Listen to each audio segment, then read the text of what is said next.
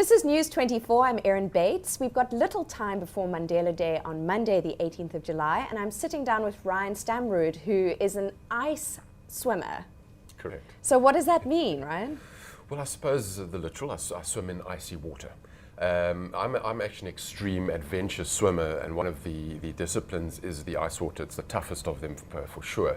But regulated by something called the International Ice Swimming Association that says if you want to say you've done an official ice swim, you must do 1 mile in water that is 5 degrees Celsius or lower, wearing only a Speedo type costume and 1 cap and goggles, no grease, no wetsuit, and that must be an outdoor body of water. And if you can achieve that, you have done an ice swim. There's a lot of complications and risks and difficulty that goes along with that. So tell me, I mean, you said you've been all over the world. What are some of the iciest waters that you've dipped into? Some of the, well, look, water generally freezes if it's fresh at 0 degrees.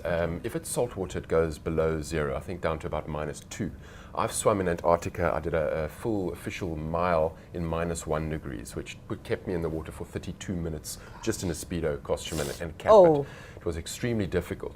But some of the wonderful lessons and part of the journey I've been on, one trip was to Siberia, where we were invited to partake in a ice swimming event over there, in a little place called Tumin.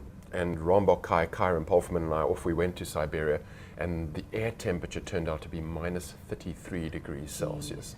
Now, I'd never experienced that, and you arrive in 5 layers of clothing and 2 beanies and 2 layers of gloves Just and everything. your eyes kind of sticking just your out. eyes, because literally any skin exposure starts to hurt very quickly. And then to think you actually have to strip all of this off. Down my into gosh. a Speedo in -33, barefoot, stand on the side of a pool that's just cut out of a frozen lake, with the media and the cameras watching you, your every step. You kind of got yourself in it, and all you want to do is run. And you have to figure out how to get your mind in the right place to dive into that water and attempt. In that case, it was a 1 kilometer. We wanted to do 40 laps across the 25-meter pool. So what can we look forward to ahead of Mandela Day in terms of your contribution? Myself, well, with Snow World, I am, which holds their show at the Grand West Casino. I'm going to be giving an inspirational talk all about my journey and my adventures in the ice, in the snow, and that's happening on Sunday. The day before Mandela Day. We're actually starting 4 seconds before Mandela Day officially starts. So at 10:58, my talk will start, and anybody who comes to Snow World will get free entrance. They just need to bring a blanket. We are collecting blankets for Little Fighters Cancer Trust, which is a beneficiary of the Fair Cape Care Foundation.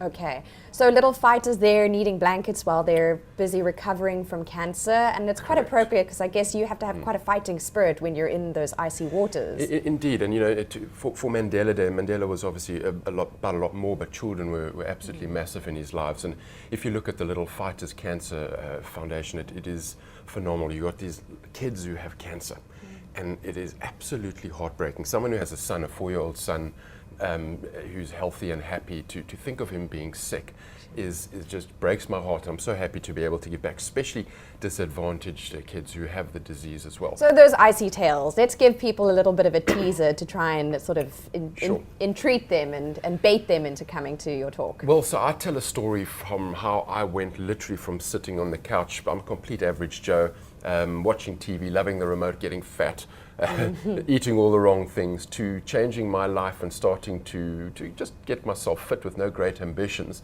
and falling into a journey that has taken me right into a little group of extreme sportsmen around the world who attempt crazy things, with my friends Kyron Polferman, Rambok Kai, very well-known swimmers as well. We travel the world and we look for different challenges to test ourselves.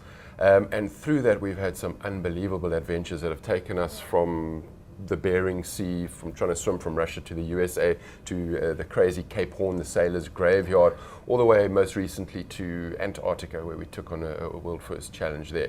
I've got some brilliant video footage, and I put it all together in a really entertaining and inspirational talk. To give people their own fighting spirit in everyday life. You know, the idea is to obviously inspire people a little bit more for their own lives, but also the day before Mandela Day, to get them thinking a little bit about what they can give back. And so many people will be sitting there saying, well, what have I got to give? Yeah. I don't have anything.